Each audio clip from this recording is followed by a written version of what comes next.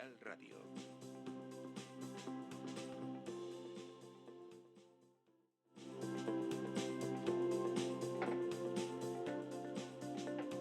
Muy buenos días, amigas y amigos. Hoy que refresca un poquito en toda España, no sabemos si alegrarnos o no. Yo particularmente me alegro, otros no se alegrarán tanto. Don Lorenzo. Muy buenos días, don Ramiro, ¿cómo está usted? Usted, como es legionario, lo del fresquito le sienta bien, ¿verdad? A mí me sienta bien, efectivamente. De todas formas, tampoco hace tanto fresquito. Es No. verdad que ha mejorado, se han puesto más las temperaturas de la época. Hombre, ¿no? entre Es lo suyo. 27 grados y los 20 que va a haber hoy, aquí en Madrid, pues eso está bien. Y en el resto de España, 3/4 de lo mismo. Don José Luis. Muy buenos días. Viene usted hecho un pincel, como Muchas casi gracias. siempre, pero hoy ya como Es que vengo a un desayuno de estos de... vinculado al chorizo, creo. Con diamantes. pues un era un con desayuno diamantes. que intervenía como ponente principal el presidente de Cantabria, el señor Revilla. Ahora nos lo cuenta, deje que salude antes de nada a... Dígame usted, don Félix, que me está diciendo cosas. Que si se acercan al micrófono, mejor. Muchas gracias. De golpe me había alejado del micrófono, cosa que nunca hago, porque el micrófono... Y don José Luis, lo hizo don José Luis, que habla siempre en la distancia, como en la canción. Don Diego, ¿cómo andamos? Buenos días, don Ramiro. Usted que va en moto no lo nota porque va acondicionado, ¿verdad? No, pero vamos, yo la verdad es que prefiero el fresco que el calor. O sea, ¿Verdad que sí? Sí, vamos, incluso el frío Para trabajar, directamente prefiero el frío es que lo el que calor, tiene. y para ir en moto también. Sí, hay que trabajar mucho se mejor. puede abrigar, pero contra el calor No hay nada. No hay remedio, ¿no? Cuando te pones cubitos por dentro, pero luego te mojas. Efectivamente, no es aconsejable. Igual te coge alguien y te mete en el cubata directamente si ve que tienes pinta de cubito. No es aconsejable, ¿no? Bueno, pues don José Luis, cuéntenos brevemente esa sesión donde ha venido usted escandalizado porque le parecía Sí, bueno, escandalizado. a los políticos, a algunos por lo menos, que hay que ordeñar España, decían, ¿verdad? La verdad es que ha empleado esa palabra el señor Revilla. para- ¿Usted cree que era metafórica y con buena intención o se le ha escapado? Pues, ¿Ha sido hombre, un no lo lapsus sé. freudiano? La verdad es que a mí no me ha sonado muy bien, porque él ha dicho Yo sé que a ha- usted la leche le gusta y las vacas también, ¿verdad? Sí, él ha venido a decir que tenían ahora su partido, el Partido Regionalista de Cantabria, tenía en Madrid un diputado y un senador que eran dos ordeñadores. O sea, que realmente de lo que se trataba era de ordeñar la vaca, que debe ser España. A favor de A favor de Cantabria. Cantabria, claro. Entonces, bueno, probablemente... Bueno, es que ese es el planteamiento de las 17 autonomías, ¿no? Sí, lo que pasa es que, bueno, ahí está la famosa frase de Kennedy: no te preguntes tanto lo que América puede hacer por ti, pregúntate más lo que tú puedes hacer por América. Claro, si resulta que al final aquí todos nos preguntamos lo que España puede hacer por nosotros y nadie se pregunta lo que podemos hacer por España, pues acabamos con España, es Sí, evidente. es que además, fíjese, ni tan siquiera el tono de la pregunta ni tan siquiera es ese. El tono de la pregunta es a ver qué puedo sacar de España. Sí, de hecho... ¿Qué puedo sacar? Ni tan de hecho, siquiera qué puede hacer por mí, ¿no? Exactamente, ha No puedo matizado... esperar que mi país haga algo por mí, pero no sacar nada de ahí, ¿no? Sí, y sobre todo yo creo que hay un cierto error político de base, a lo mejor es por mi parte es un poco demasiado utópico lo que voy a decir, en el sentido de que algunos presidentes regionales de estos piensan que su éxito político depende de lo que consigan sacar de España, no de que consigan generar en su propia región generación de riqueza, ¿Qué cambio de sinergia modelo hay con el productivo. resto del No, y país, sobre ¿no? todo que modernicen la región, que creen de verdad empleo resiliente y empleo de lujo. Con futuro. Con futuro, etcétera, y no que les hagan un AVE más o que les hagan un tren más, ¿no? Que luego resulta que no caben por los túneles. Entonces, creo que hay un cierto error de base en pensar que la obligación de un político, que también puede ser que lo sea, pero me parece que es secundaria frente a la primera. Yo creo que la primera obligación es generar desarrollo endógeno. Yo le diría que es un planteamiento perverso, ¿no? Sí. Es un planteamiento perverso, yo más mucho bien- más yo- allá de un error, Muy es un equivocado. planteamiento donde lo que figura es que la picaresca y ser un pillo Sí, sí. es lo que mola, ¿no? Pero voy un poco más allá de lo que es la actitud de pedir a la madre patria, en este caso, que te dé más cosas. Creo que la obligación de un presidente regional no es tanto pedir a España que le dé más Sino cosas, ver cómo se sino suma, conseguir ¿no? conseguir cómo consigue desarrollar de manera endógena su región, que eso es, esa es la... Sí, porque, sí. claro, para seguir pidiendo a España, para eso no hacía falta hacer comunidades autónomas. Ya siendo provincias, también España se ocupaba de ellas. No, pero se ocupaba, pero no lo de pedir con las comunidades autónomas, tal como están planteadas, porque las comunidades autónomas son una distribución territorial para organizar el país. En principio no tiene ninguna maldad intrínseca. Y el poder político del país. Claro, es el planteamiento lo que es perverso. Sí. Cuando se trata de competir, lo de hecho de que el planteamiento competitivo... No, competir entre unas y otras a mí no me parece mal. Insisto mucho más en eso otro de que creo que la verdadera naturaleza... No, pero es competir con, no contra, sí, que es como claro, estamos claro. ahora, ¿no? Eso es, y procurar el desarrollo endógeno de tu región, de lo cual hay algunos ejemplos positivos en España, es decir, que no todos son así, y no tanto estar todo el día pidiendo que el Estado se ocupe de ti. Pero le ha funcionado al señor Revilla, ¿eh? Porque él es un pedigüeño profesional, ¿eh? Sí, en realidad ha venido a decir que votaron a favor de este gobierno, es decir, de Sánchez en la primera ocasión. En la investidura, y sí. que luego no han vuelto a votar a favor porque parece ser que no había cumplido los compromisos que había. Luego sí ha venido a decir, porque en algún momento que yo no lo recordaba, hubo un proyecto de AVE a Cantabria que el ministro Blanco paralizó sin más, por lo visto, según ha contado Revilla. Y entonces ahora Revilla, achaca el mérito del nuevo AVE a Cantabria a este gobierno. Es decir, y lo mismo ocurre con el tren a Bilbao. Él dice que cuando empezó a ir a Bilbao tardaba de Santander a Bilbao 3 horas y 10 minutos, 3 horas y que ahora se tardan 3 horas y 10 minutos. O sea que en 50 años se han perdido 10 minutos en el viaje. Entonces, bueno, también pide un tren a Bilbao, ha hablado también de su aeropuerto, que tiene por lo visto 1 millón de pasajeros, ha hablado del puerto, que dice que es el puerto con más tráfico de contenedores del norte de Europa, y ha hablado sobre todo, que eso ha estado más... Del norte de España será. Del norte de España, perdón, sí. De Y está Rotterdam, más no entretenido creo que ha compita. sido el año lebaniego, que por lo visto hay el Beato de Liébana era un poco el ideólogo del catolicismo, del cristianismo en la época de Don Pelayo, y hay una cosa que se llama la puerta del perdón, que si la traspasas se te perdonan todos los pecados. O sea que claro, en la época del Beato, don Ramiro, tendremos que ir este año a Liébana. Como en aquella época lo de saber leer y escribir ya Sí. era objeto Sí, de era- culto, sí. lo de que fuera el ideólogo Pues, debía ser el único Sí, en sí. realidad, ¿no? Que Sí, sí. podía comunicar. Ha estado entretenido.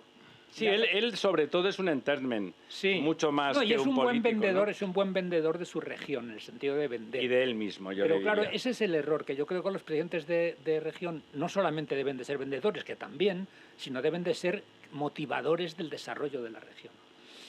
Doña María, ya tenemos a don... Ya tenemos a don Pedro Barato, que es el presidente de Asaja con nosotros, porque yo creo que el tema quizá que toque abordar es el tema de la sequía, que está afectando al campo y también al abastecimiento urbano. En Cataluña ya tienen restricciones, pero Sevilla hoy se reunía a la mesa de la sequía y ya un poco para prever, están en alerta por sequía, para prever restricciones al consumo. Ya no estamos hablando de restricciones de riegos, sino restricciones al consumo, al uso urbano del agua. ¿Está usted ahí, don Pedro?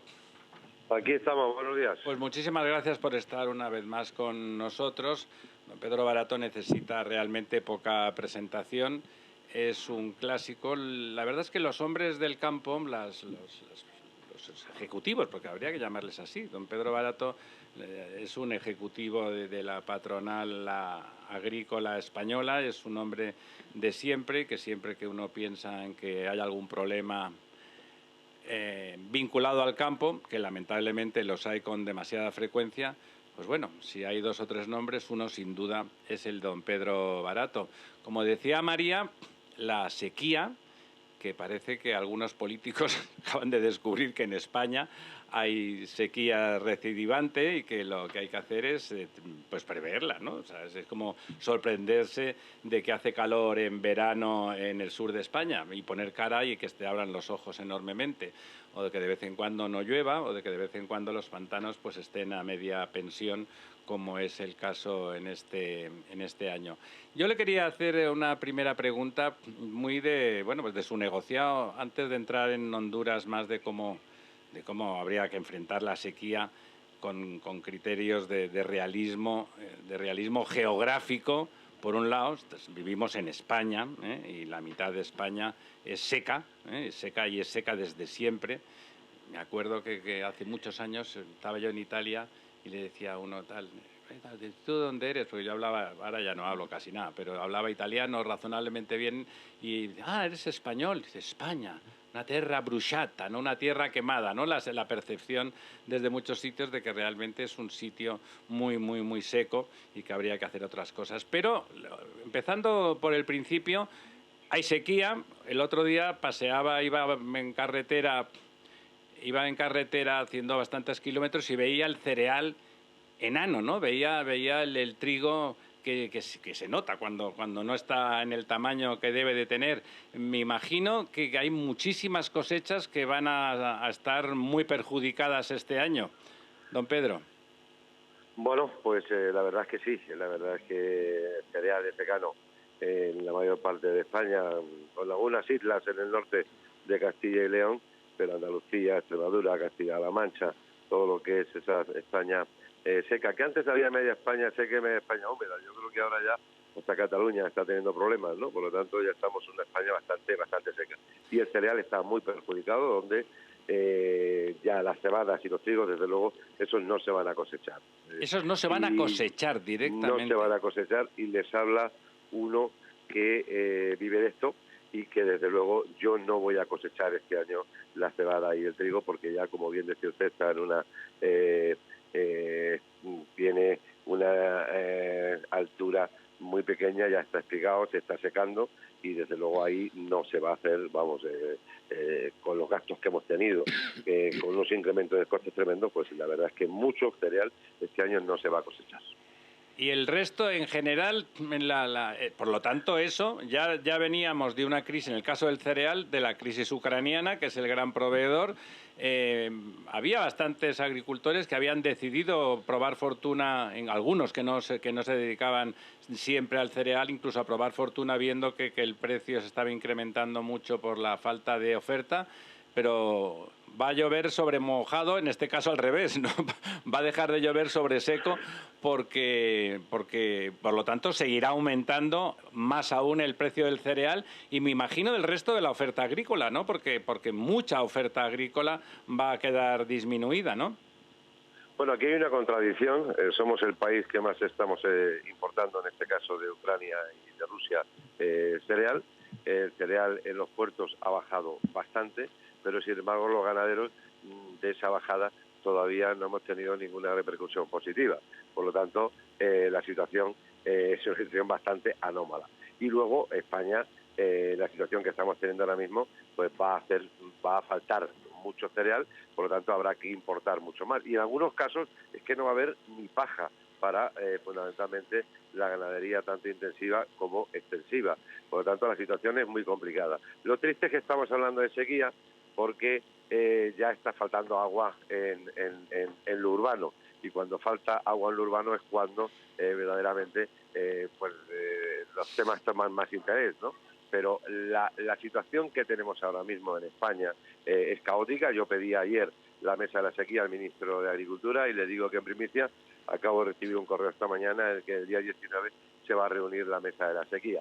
Pero la mesa de la sequía no hace falta que se reúna, lo que hace falta es poner unas medidas adecuadas para que la gente pueda seguir viviendo y podamos seguir manteniendo la actividad. Porque luego, insistir, con los costes de producción que hemos tenido este año, en abonos, en fertilizantes, gasóleo, luz, fitosanitarios, va a ser muy caótico para el año que viene. Y hemos visto como un cultivo como el aceite de oliva, pues de una campaña normal de 1.400.000 a 1.500.000 toneladas, apenas hemos tenido 650.000 toneladas. De hecho, que el aceite tenga el precio que tiene. Claro. Por lo tanto, la situación es caótica ahora mismo en el campo español, en la mayoría del campo español. Claro, usted lo ha dicho, es verdad que la gente que conoce un poco el tema, los planes de emergencia en sequía en las cuencas hidrográficas siempre empiezan por restringir el riego.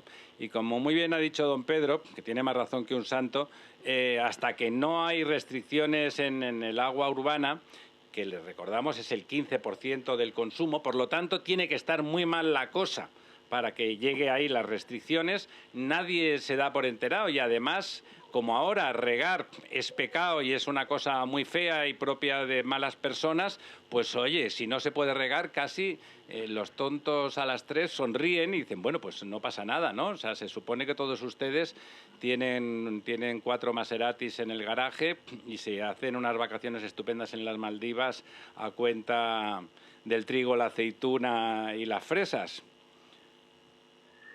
El problema es el de siempre. El problema es que el tema del agua, necesitamos en este santo país una vertebración hídrica, una vertebración hidrológica. Mientras estemos aquí en debates que no conducen a nada, en debates de las bases, en debates de historias, no hace falta nada más que ver que parte del agua que va al mar, yo no digo que toda, pero parte de agua que va al mar de Málaga, de Almería, de Valencia, de Alicante, de nuestros propios pueblos en la zona, tenemos ejemplos, por ejemplo, donde yo soy, en La Mancha, donde tenemos pueblos donde el agua se recicla y se vuelve a utilizar para regar. Mientras no haya de verdad un debate sosegado, un debate de verdad, un debate sin demagogia y sin mentiras, es que estamos jugando con las cosas de comer, luego nos quejamos que las cosas valen mucho dinero, que las cosas se han incrementado de precios, pero de verdad lo que necesitamos es gestión. ¿De qué sirven esos consejos de no tirar de la cadena, de que si cuando nos lavamos los dientes de grifo lo cerremos? Todo está muy bien, pero de verdad, chocolate del loro, se decía el chocolate del loro. El debate no es ese. Este país tiene agua, pero claro, si somos el país que más presas vamos a derribar de la Unión Europea en estos otros últimos años, oiga, esto hace falta envasar con presas nuevas, hace falta envasar recargando nuestros acuíferos, hace falta modernizar los regadíos, modernizar las cañerías o las distribuciones de agua en todos los sitios. Por lo tanto, el debate del agua es fundamental, pero tiene que ser un debate de verdad, un debate sin trampas y un debate donde al final los ríos tienen que llevar agua, el caudal ecológico es muy importante que lleven agua, pero al final yo creo que más importante es producir, en este caso, alimentos y crear actividad. Hay donde hay agua de verdad, los problemas son otros. Totalmente. Donde hay agua hay empleo, donde hay agua hay transporte, donde hay agua hay población, todo desde la España vaciada ahora y todo este rollo. Donde hay agua, de verdad, es que es riqueza, pero si no hay agua, pues al final Don Pedro, lo que hay es abandono. Don Pedro, que no puedo estar más de acuerdo con usted. Lo que a mí me parece que es que la batalla, como lo que está diciendo usted, es de sentido común para cualquiera que entienda del asunto de verdad, no los que dan sermones de la montaña y para ver si se puede caminar sobre el lago. No, está diciendo usted la verdad. ¿No le parece que la batalla es cultural? Porque todo lo que está usted diciendo, que es cierto, cualquier técnico, cualquier especialista en el asunto lo conoce perfectamente, ni tan siquiera es un tema de discusión. No es un tema de discusión entre la gente que conoce el asunto de verdad. O sea, todo lo que ha dicho usted es estrictamente sensato, discutible en un 1% en los matices, fíjese, nada. Por lo tanto, ¿no le parece que habría que enfrentar la batalla cultural en relación al tema del agua claramente, quitarnos la careta y esa necesidad de disimular y posturear para que no nos insulten? Me digo en primera persona del plural porque pienso lo mismo que usted radicalmente. O sea, no habría que decir en voz alta, oiga, no, esto no es así y vamos a defender la posición casi que contraria, habría que decir casi que contraria. Por supuesto que queremos conservar el agua, los ríos, etcétera, razonablemente y de forma compatible con la existencia de la nación española, porque los ciudadanos y que la economía quiere decir que el país existe, si no, sin agua, si seguimos con esa política de agua, esto se va a convertir en un país fallido, ¿no? Hombre, el problema es cuando prima. Yo soy muy partidario de la cultura, soy muy partidario de las investigaciones en nuestras universidades, con nuestros científicos, pero cuando prima en un país como el nuestro los temas de esa ideología que son conceptos ideológicos trasnochados, conceptos ideológicos que no conducen a nada y priman sobre la realidad de lo que los ciudadanos necesitamos, pues mal vamos. Aquí los movimientos ecologistas tienen que existir, ¿por qué no van a existir? Pero movimientos ecologistas donde se impongan razones a través de científicos, a través, hemos visto lo que ha ocurrido con el lobo, por ejemplo, donde manipulan las votaciones, donde manipulan todas las situaciones. Cultural, sí, pero desde luego lo más importante es que ahora mismo en los fondos, por ejemplo, que vienen de Bruselas, en un sector como el sector agrario, que después del turismo pues estamos en el 10, en el 11 del PIB, pues resulta que apenas vamos a tener una inversión de 300 o 400 millones para mejorar los regadíos, cuando lo que hace falta es hacer otros planteamientos mucho más, digamos, eficientes y eficaces, ¿no? Pero vuelvo a insistir, cultura sí, pero cuando la ideología trasnochada... Claro, es que eso es cultura, esa ideología trasnochada es la cultura que hay que combatir, ¿no? Claro, eso estoy totalmente de acuerdo, hay que combatirlo, pero desde luego con principios y desde luego la sociedad tiene que entender que el sector agrario, como dicen por ahí, no gasta el 80% del agua, utiliza, eso es. Utiliza. Y esa agua que se utiliza, pues una es para las plantas y otras van a los acuíferos, van ahí. Que no quieren hacer pantanos, pues no hagamos pantanos, pero recarguemos los acuíferos. Retornemos el agua, que por ejemplo, siempre pongo el mismo ejemplo, una ciudad como Málaga, pues Girona, Torremolinos, con lo que podíamos retrotraer esa agua bien tratada, podríamos tener 30 o 40.000 hectáreas más de riego en olivar. Lo mismo ocurre en otras zonas del territorio, pero de eso nadie quiere saber nada, ¿no? Por lo tanto, el problema que tenemos en marcha es de vertebración, de verdad, de nuestro país en materia de agua. Porque, voy a insistir, ya hay problemas en el norte. En esa España que era húmeda ya no está húmeda. Ya hay problemas en el norte también. Entonces, yo creo que verde y con asas. Vamos a hacer lo que tenemos que hacer, pero desde luego quitándole la carga ideológica absurda que no conduce absolutamente a nada. Y estos al final pues nos llevarán a producciones que vamos a comer a base de pastillas. Yo desde luego me voy a luchar toda mi vida porque eso no ocurra, ¿no? Don Pedro, hablando de esta ideología, ¿no sería bueno también explicar a la gente que si demonizamos los regadíos y dejamos de regar, no vamos a tener que comer y los alimentos van a seguir subiendo? No vale echarle la culpa al cambio climático. Al final, lo ha dicho usted antes, es una cuestión de gestión de los recursos hídricos.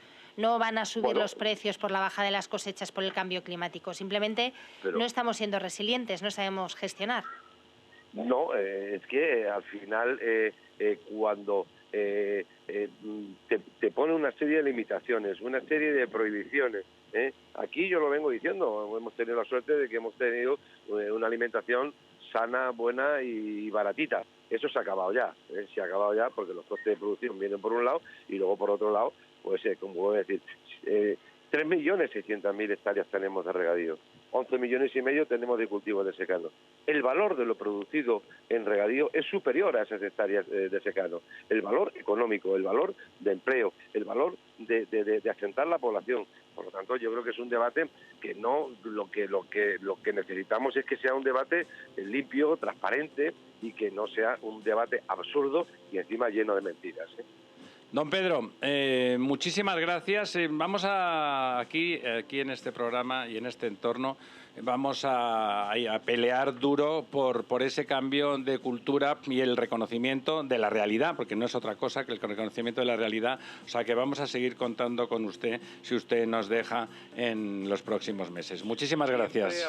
A vuestra disposición.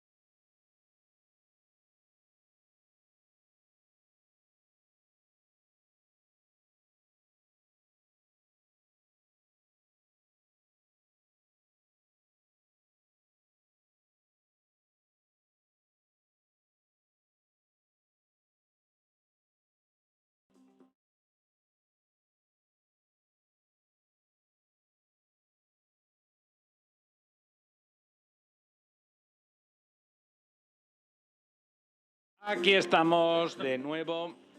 Después de escuchar a Pedro Barato, hablábamos en el off preocupados, ¿no? Porque realmente no tiene buena pinta. Y nos iba a dar unos datos también en la misma línea de la preocupación necesaria, pero en este caso sobre mi tierra, en Cataluña, don José Luis, que ya saben, es el hombre de los números. Al final, lo que Pedro Barato nos ha venido a decir, y todos entendemos bien, es que el agua al final produce alimentos y un país necesita alimentarse. Bueno, resulta que Cataluña, la Comunidad Autónoma de Cataluña, importa el 60% de su alimentación. Fíjate, tiene una cuota, digámoslo así, de sostenibilidad alimentaria del 60%. Claro, tradicionalmente se ha dedicado más al comercio y la industria. España tiene una cuota hoy, antes de esta sequía que estamos comentando, de sostenibilidad alimentaria del 140%. Por eso exportamos. O sea, por eso exportamos, claro. Más, sobre todo, hecha esta contabilidad en términos de valor importación-exportación. Bueno, de ese 60% de que importa, el 40% es producción propia, la mitad aproximadamente lo produce Lérida, la provincia de Lérida, y básicamente lo produce todos los canales de Urgel, la zona 70.000 hectáreas de los canales de Urgel. La efectividad del regadío en esos canales de Urgel está al 60%.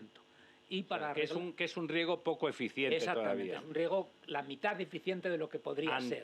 Antiguo.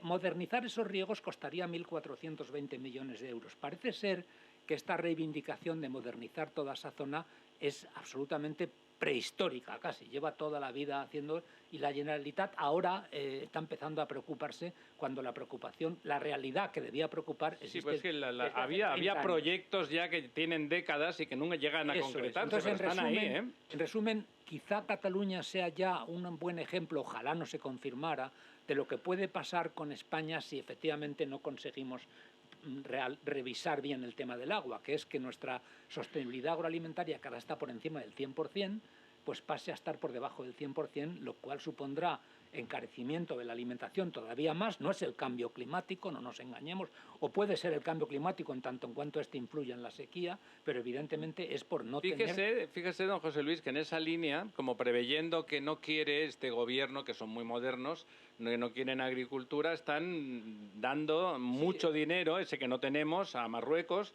para que mejore sus regadíos, para que construya decenas de embalses, para que haga aquellos planes que hacía Franco, precisamente mientras que aquí estamos destruyendo embalses. Hace unos días comentábamos la destrucción de la presa de Valdecaballeros, que se hizo, como sabéis, para refrigerar la no nata central nuclear de Valdecaballeros. Esa que necesitamos. Y que resulta que hoy los pueblos ribereños de Valdecaballeros se oponen fuertemente a la demolición de la presa, y la propia Junta de Extremadura se opone porque se abastecen del agua de esa presa.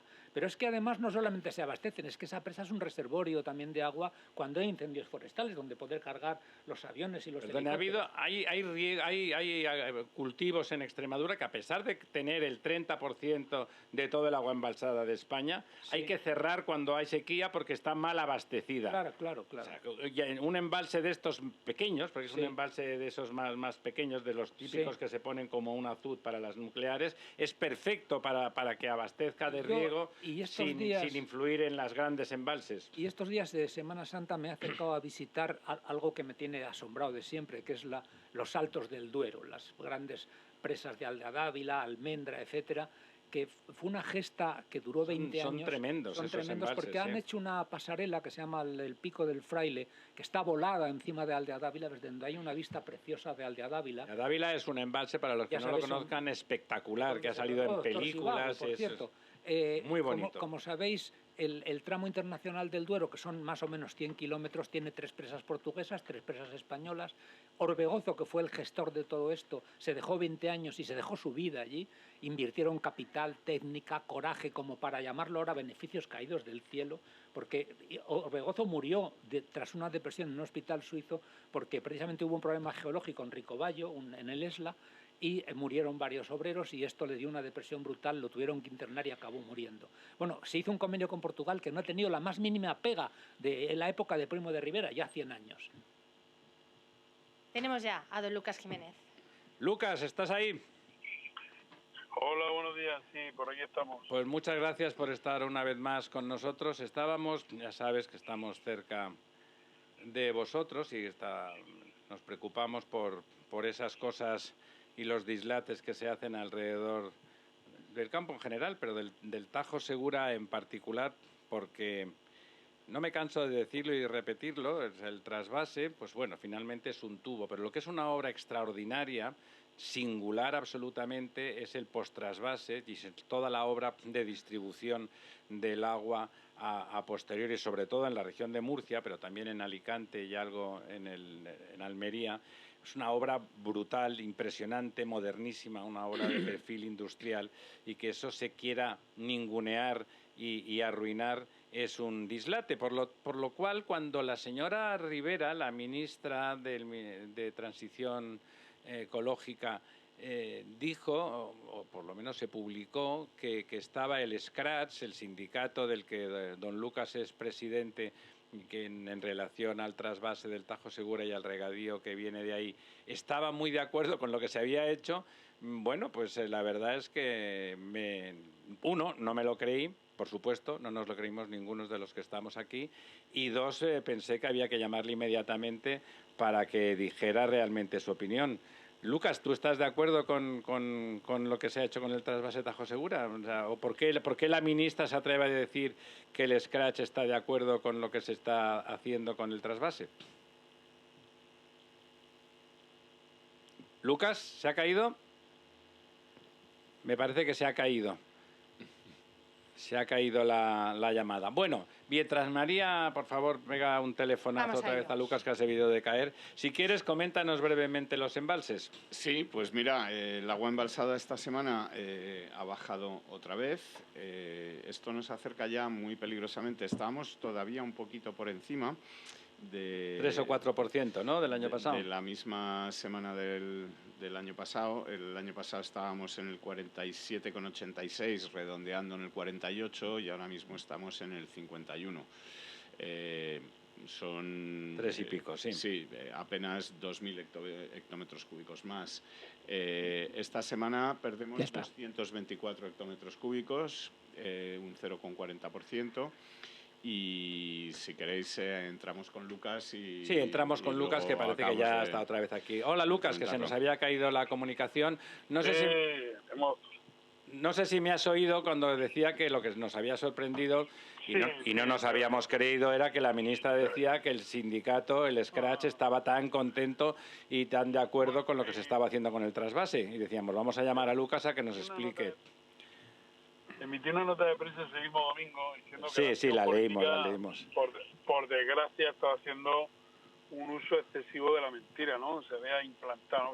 Lo de esta señora es tremendo, ¿no? Yo creo que raya lo paranoico, ¿no? Esta señora, que todos la conocemos por ser inteligente, que lo es, pero le pierde la visceralidad, ¿no? Pues acusa... O el interés político. El interés.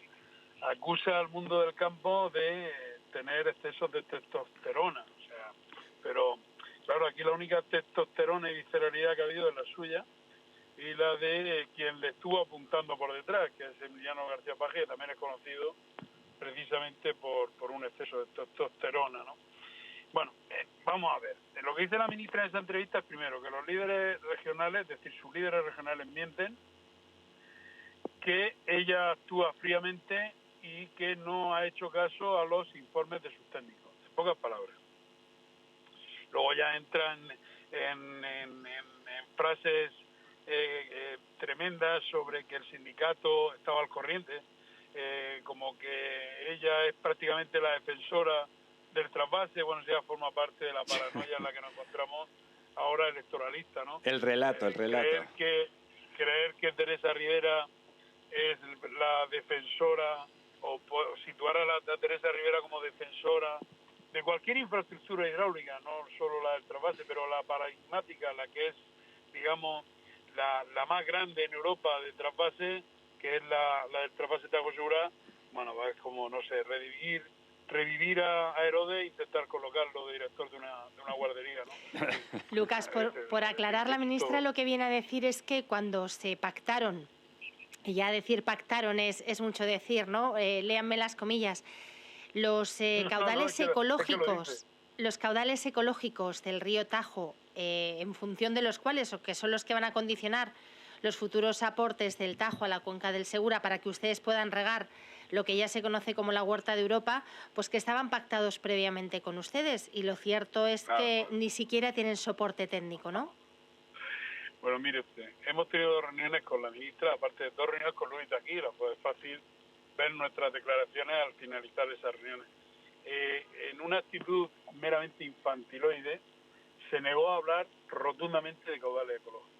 Pero es que el plan del Tajo no reconoce la existencia del trasvase Tajo Segura.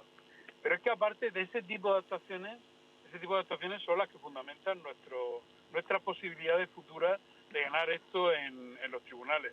Y es la actitud torticeramente errónea que ha mantenido el Ministerio con el trasvase Tajo Segura. Quiere negar algo que tiene una cobertura legal mucho más importante que la de un real decreto de un ministerio, ¿no? Nosotros estamos avalados y amparados por leyes orgánicas. Bueno, esa ha sido la actuación del ministerio que hemos denunciado, y la única negociación a la que no hemos visto abocada ha sido a la calle. Es decir, llevamos 2 años manifestándonos precisamente porque el ministerio no ha querido hablar de caudales ecológicos, y cuando sus técnicos hicieron en un arrebato de decencia técnica un intento de paliar el recorte del trasvase, que apareció incluso, ojo, en el orden del día del Consejo Nacional, que se votó, ojo, el proyecto de Real Decreto con ese parche en el seno del Consejo Nacional del Agua, la ministra le dio una patada a la mesa de juego que llevaba con sus líderes políticos regionales, a los que ha llamado también embusteros, por cierto. Pero bueno, no me compete a mí la defensa de los honores ajenos, ¿no? A mí me compete la defensa de las comunidades de regantes del trasvase. En ese Consejo Nacional del Agua se votó una propuesta, como decía, que paliaba en parte los daños que quería infligir la ministra, pero como he dicho, la ministra dio una patada al tablero de juego, se cargó lo que sus propios técnicos definieron. En esta entrevista llega a decir que los técnicos actuaron a espaldas suyas. Esta señora, cuando reparte para todo el mundo, con tal de salvar su dorsal político, vamos a decir dorsal por decirlo educado. Con mucho cariño, sí. Sí. Lucas, esta es la situación, ¿no? Lucas, ahora mismo en todo lo que es Campo de Cartagena y todo lo que se riega con ese agua del trasvase, ¿cuál es la situación? Porque hace ya muchos meses que no tenéis prácticamente aportes para regadío. No, ahora mismo sí estamos en nivel 2, que es hoy por hoy el único nivel posible, sin que óptimo, sin que la ministra meta sus dedos a decidir, ¿no? Como sabéis, el trasvase se rige por una serie de reglas que marca una serie de niveles, en concreto 4. Nivel 4 no hay trasvase directamente, son reservas para la cuenca cedente. Nivel 3 se puede traspasar hasta la cifra de 20 hectómetros cúbicos, pero es la ministra la que toma la decisión, y como podéis imaginar, la decisión de la ministra siempre es o bien castrar o directamente no enviar. Nivel 2, que es un nivel automático, que supone el envío de 27 hectómetros cúbicos para abastecimiento y para regadío. Y el nivel 1 es el que yo llamo el del realismo mágico, ¿no? Porque nunca existió, con la última ¿no? reforma, con la última reforma, que han subido aún más las necesidades de reserva en el Trepeño y Buendía, situándolas creo que en 1.300 hectómetros cúbicos, cuando estamos en una media de 700, 800, pues claro, yo le llamo el nivel de realismo mágico, ¿no? Es un nivel literario, no existe, ¿no? No, ese es un nivel perverso, no Lucas. Mal, exacto, no estamos mal. De momento, a ver qué ocurre ahora en verano. El problema va a ser el verano, porque es un verano, venimos de una primavera con una ausencia total de lluvia, venimos de un invierno también con ausencia de lluvia, con lo cual la evapotranspiración va a ser importante, y puede ser que pasemos algún momento malo, ¿no? Eso por lo que respecta al regadío del trasvase. El regadío de secano lo está pasando ciertamente mal, como en toda España, claro. Sí, Lucas, buenos días. La verdad es que todo esto que estás contando, me lleva a una reflexión, yo diría casi filosófica, y es cómo se está abordando desde una perspectiva absolutamente ideologizada una cuestión que tiene una razón técnica total. Es decir, que realmente todo lo que estamos hablando tiene una perspectiva técnica que es objetiva y que es evidente, y claro, si se aborda casi religiosamente desde una perspectiva ideológica o sin el casi, evidentemente no vamos a ninguna parte. Lo mismo ha pasado con la energía, es decir, tenemos la situación de que muchos de nuestros ministros, incluso responsables políticos europeos, son analfabetos técnicos, claramente, no saben distinguir potencia de energía y realmente no creo que sepan lo que es un caudal, no, sinceramente creo que no, porque la mayoría son filólogos, licenciados en Derecho, etcétera, con lo cual, claro, abordan estas cuestiones desde un analfabetismo técnico brutal que lo que hace es, se refuerzan ellos en su argumentación ideológicamente. Y claro, estamos perdidos en ese sentido. Vamos más allá. Usted ha puesto el dedo en la llaga. Esto es una cuestión ideológica. Es decir, si la planificación es sencilla, es decir, los técnicos saben hacerlo perfectamente. Claro, claro. En la planificación española hay que atender dos puntos fundamentales. Conseguir el buen estado de las masas de agua, eso lo dice la directiva. Sí. Es una exigencia de la directiva marco, pero ojo, lo que dice la directiva marco es, dada la demanda cada vez mayor de agua por parte de los usos sociales y económicos, ¿no? Cosa lógica, ¿no? Aquí lo que se ha optado, la segunda parte de la planificación, lo que dice ahí es, sí, el buen estado de las masas de agua, pero teniendo en cuenta también cualquier actuación que tengamos, qué consecuencias va a tener para los usos humanos. Que al final, aquí alguien está olvidando que quizá los usos humanos sean quizá lo más importante. Que somos nosotros, somos las personas, somos los que estamos hablando, comiendo, viviendo y muriendo. Esa es la parte que se ha olvidado, cuando se hizo la transposición de la directiva europea, y de luego en el día a día del Ministerio se ha olvidado esa parte, que hay humanos que tienen demandas y que quieren seguir viviendo y que quieren seguir trabajando y produciendo para el bien del país.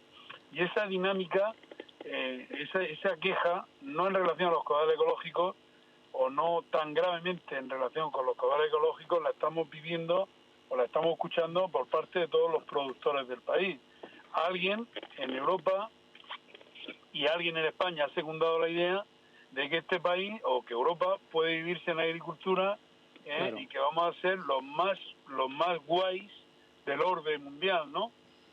Bueno, eso está bien, pero eso sin duda tendrá unas consecuencias. Sí, seremos los más guays hasta nuestra desaparición y hasta nuestra irrelevancia. Hay un aspecto, todo de la mano, como decía la canción, todo de la mano hacia la extinción, ¿no? Efectivamente. Hay una parte del uso humano, que es que el uso humano del agua para producción agroalimentaria ha hecho que este país hoy tenga una sostenibilidad agroalimentaria superior al 100%, España. Pero hay algunas comunidades autónomas, por ejemplo Cataluña, que están en el 40%. Claro, vamos camino, si seguimos así, de que España no tenga sostenibilidad agroalimentaria, es decir, que tengamos que importar más que lo que exportamos alimentación, con lo cual estamos influyendo no solamente en los que usan el agua en este momento para la producción agrícola, sino en todos los habitantes de España. Lucas, muchísimas gracias. Seguiremos llamándote porque, como dices, las cosas con verdades como puños y además, don Lucas es técnico y además de agricultor es una persona que sabe de lo que está hablando también cuando habla de agua y de caudales y no solamente por su propio interés, sino por su conocimiento, lo cual es de agradecer, porque entonces habitualmente no tenemos que escuchar ninguna chorrada. Sí, por favor, Lucas. Me permite un último apunte. Soy agricultor y aparte temo por mi hacienda. Yo creo que esto es algo que no se repite en el Miteco, ¿no? Es decir, aquí cuando la ministra habla de que hay problemas de testosterona, es una auténtica falta de educación y de respeto y es mentira. A la agricultura y a los que ejercemos este oficio. No, aquí estamos preocupados básicamente por nuestras haciendas, por nuestras fincas, por nuestros árboles, por nuestros cultivos. No es un problema de testosterona, es un problema de estrés, ¿no? No, es un problema real, no es un cachondeo como las declaraciones que ha hecho la ministra. ¿Sabes qué pasa, Lucas? Que ella debe de estar acostumbrada que en el Consejo de Ministros sí que la cuestión es la testosterona. Ese es el problema. Es probable. Lucas, otra vez muchísimas gracias y seguiremos contando contigo para ver si salvamos a este país vía el campo. Un abrazo. Un abrazo grande, hasta luego. Bueno, pues venga, vamos a ir a rematar rápidamente los pantanos y después nos cuenta... Acabamos rápidamente con los pantanos. Bueno, pues como decía, perdemos 224 hectómetros cúbicos, nos acercamos peligrosamente a la curva, bueno, a los niveles del año pasado, que ya sabemos todos cómo acabamos. Y además en una tendencia en la que mientras el año pasado en estas alturas estábamos ganando agua, como debería ser lo normal en primavera, claro, en un mes de abril, pues ahora la estamos perdiendo, ¿no? Y muy rápidamente y por cuencas, las cuencas más afectadas o en peor situación empeoran esta situación, es decir, el Guadalquivir pierde 4 hectómetros cúbicos, está en el 25%, el Guadiana pierde 15 hectómetros cúbicos, está en el 34%, el Tajo pierde 66 hectómetros cúbicos, está en el 62%, el Ebro, que a estas alturas del año tendría que estar recogiendo pues todo el deshielo. Toda esa nieve del deshielo, pierde 76 hectómetros cúbicos, el Duero pierde 17, hasta el Miño-Sil pierde 23%. Y bueno, pues Cataluña interna en la tónica de estas últimas semanas vuelve a perder otro poquito, pierde 3 hectómetros cúbicos, lo cual la sitúa ya pues en el 26%. 26% de muy poco, recordémoslo. Muy poco, sí, efectivamente. El total almacenado ahora mismo en las cuencas de Cataluña interna es de 179 hectómetros. Díganos cuánto es en el Guadalquivir, que estamos tan temerosos de Dios. En el Guadalquivir son 2.000 hectómetros. Claro, fíjense ustedes la diferencia. Estamos igual de temerosos de Dios, están con restricciones en Sevilla, con 2.000 hectómetros en esa cuenca.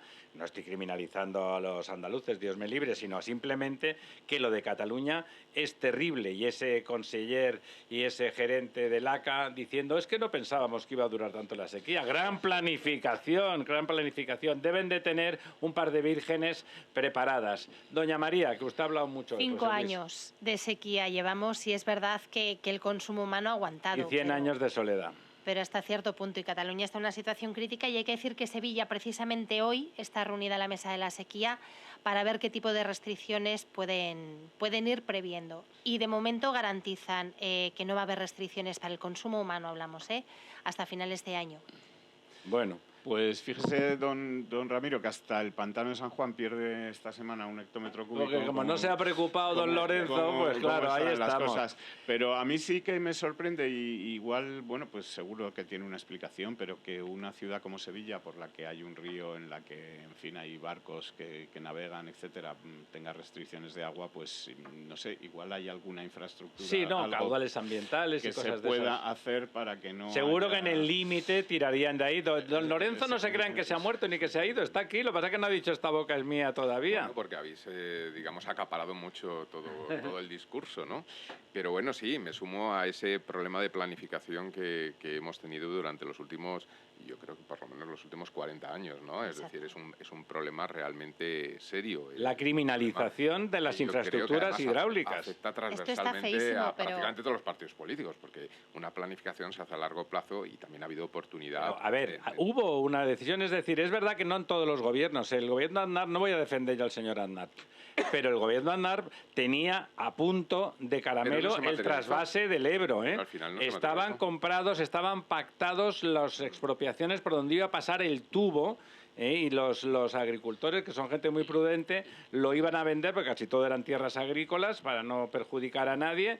Y el día después de las elecciones hubo las famosas bombas de tan infausto recuerdo en la estación de Atocha, y todo eso se fue al garete. Pero eso, mal que le pese a mucha gente, hubiera sido una solución importante para todo el levante español y para Cataluña. Y además de la planificación de que se tiene que hacer a muy largo plazo, hay un tema político más inmediato y que a medio plazo, no digo a corto plazo es mañana y eso no es posible, se puede hacer. Y hay países que, precisamente por el cambio climático, estoy pensando en Holanda, por ejemplo, que son tierras bastante fértiles, pues han modificado sus cultivos y hoy día uno puede comprar tomates o frutas y verduras tradicionalmente, digamos, del Mediterráneo, que se están cultivando porque ellos han considerado que son elementos estratégicos. Claro, están menos buenos porque no tienen tanto sol, como siempre nos recuerda don José Luis. Pero consideran que es una producción estratégica. No que lo consideren. Y aquí, sin embargo, no tenemos ni siquiera la consideración de producción estratégica.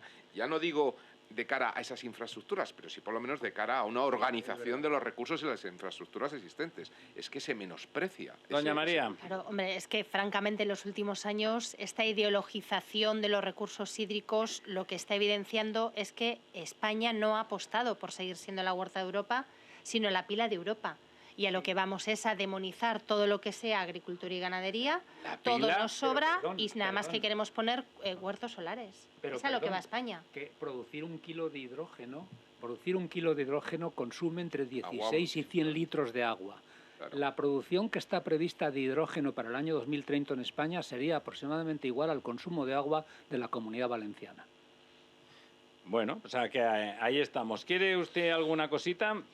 No, bueno, si... No, un minuto, Cora. Creo que no da mucho tiempo para más, pero mira, por ejemplo, comentar, y esto sí que me ha resultado significativo, que los agricultores de Castilla-La Mancha también han presentado un recurso al Supremo contra el plan hidrológico del Tajo.